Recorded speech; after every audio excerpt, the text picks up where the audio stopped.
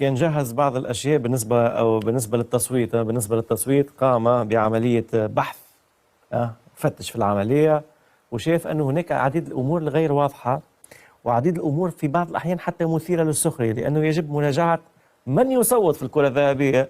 لانه لما شخص يصوت لاسماء الحقيقه بعيده كل البعد مستواها، شاهدنا اسماء الحقيقه تضحك.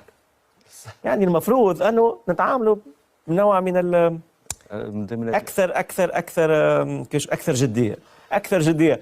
الاشخاص اللي تصوت يجب ان تكون اشخاص جديين، مش اي شخص. يعني في الحقيقه في ناس صوتت فيها نوع من التفاهه، الحقيقه مش فاهمه كوره.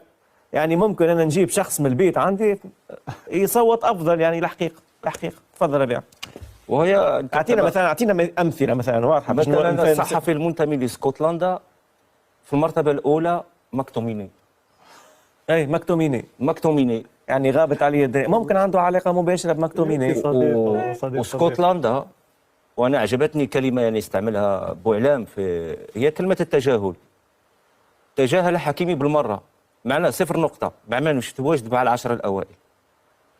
موزمبيق، والصحفي المنتمي الى موزمبيق كان كذلك محط سخريه في احد البرامج الفرنسيه. صوت في المركز الاول لمبابي، والمركز الرابع لفينيسيوس، والمركز السابع لهالاند، وتجاهل حكيمي. عايش على الاطلال سبحان الله. هذا مدريدي بنتيا. عايش على يعني 3 لاعبين لم يفوزوا بولا لقب. لا وبعدين السنه هذه ما في ولا امتياز. يعني ولهذا انا كما قلت يعني اردت ان ابحث من باب المعرفه، من باب معرفه ممكن المركز السادس، الاول ولا الثاني، مع احترامي للكل. لما تشاهد ديمبيلي ولما تشاهد كانت منافسه معناه لما تشاهد البرامج العالميه اكثر الاسماء التي كانت متداوله، وصحح لي اذا كنت مخطئ، كان ديمبيلي، كان يمين لامال، كان رافينيا، كان حكيمي، وبدرجه اقل فيتينيا، صح ولا لا؟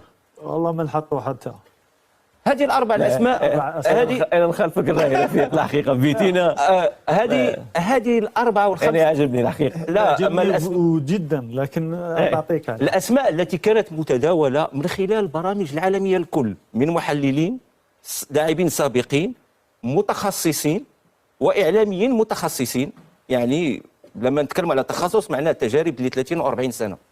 لما تشاهد الاسماء التي تم تجاهلها، واريد ان اركز على هذه النقطه هذه، من صحفيين لبعض البلدان، تشاهد البرازيل، الشيلي، اكوادور، كولومبيا، باراغواي، الارجنتين، من اصل 10 6 من الكونميبول. امريكا اللاتينيه.